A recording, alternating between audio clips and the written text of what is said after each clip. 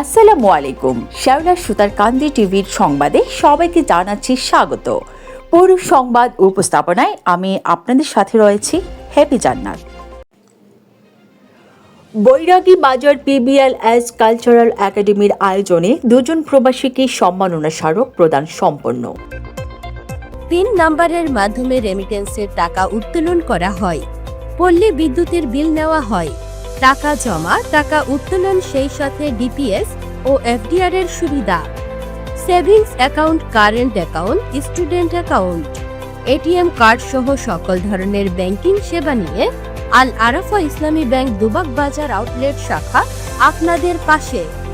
সোমবার বিয়ানীবাজারের বৈরাগী বাজারে PBLS কালচারাল একাডেমিতে জমকালো আয়োজনের মধ্য দিয়ে শেকড়ের টানে প্রিয় মাতৃভূমির প্রাণে চিরজীব হোক স্বজনের বন্ধনে ও সামাজিক সংস্কৃতি ব্যক্তিত্ব আমাদের অনুজ স্বদেশ ভ্রমণ উপলক্ষে যুক্তরাজ্য প্রবাসী আব্দুল হক লিয়াকত ও ফ্রান্স প্রবাসী মনসুর উদ্দিনকে সম্মাননা স্মারক প্রদান করে PBLS কালচারাল একাডেমি।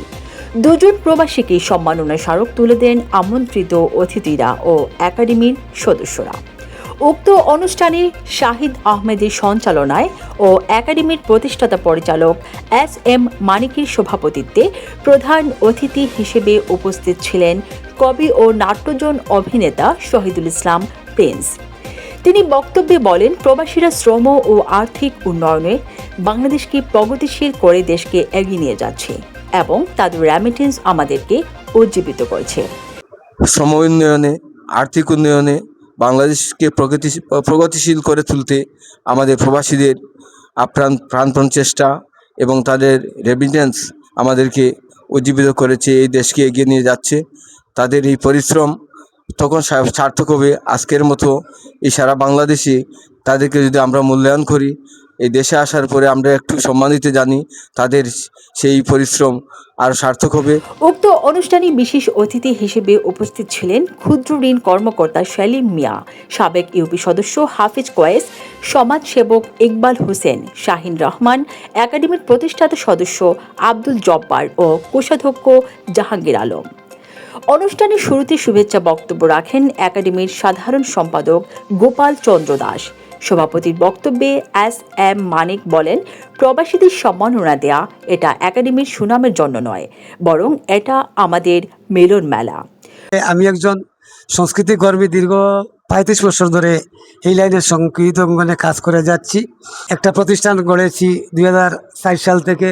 তো এই বিশেষ করে তার ধারাবাহিকতায় আমাদের এটার বেশি কার্যক্রম, আমরা সামাজিক কার্যক্রম নিয়ে কাজ করি, তার পাশাপাশি সঙ্গীত চর্চা করি। আগে একটু বেশি ছিল, এখন হয়তো কালের ব্যবধানে, সময়ের ব্যবধানে এটা ধীরে ধীরে কমে যাচ্ছে। আমাদের একাডেমি নিয়ে আমরা কাজ করে যাচ্ছি, আমরা বেশি সামাজিক কাজকর্ম করে থাকি। আর প্রবাসীদের সম্বর্ধনা, আসলে ওনাদেরকে সম্বর্ধনা এটা আমরা এই আলোকে বা সুনামের সহিত এটা করি না, আমরা একটা মিলন মেলা। ওদের সাথে আমাদের হৃদয়ের বন্ধন, আত্মার বন্ধন সর্বক্ষণ থাকে।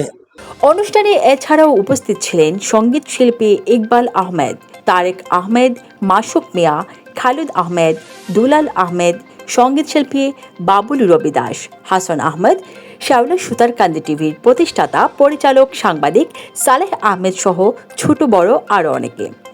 PBLS কালচারাল একাডেমি প্রতিষ্ঠা লগ্ন থেকেই মুক্তিযোদ্ধা থেকে শুরু করে সাংস্কৃতিক ব্যক্তিত্ব, ক্রীড়ামোদী, প্রবাসী সহ যারা এলাকার সুনাম বয়ে আনছেন তাদেরকে প্রতিনিয়ত সম্মান দিয়ে যাচ্ছে বলে মনে করছেন সংশ্লিষ্টরা।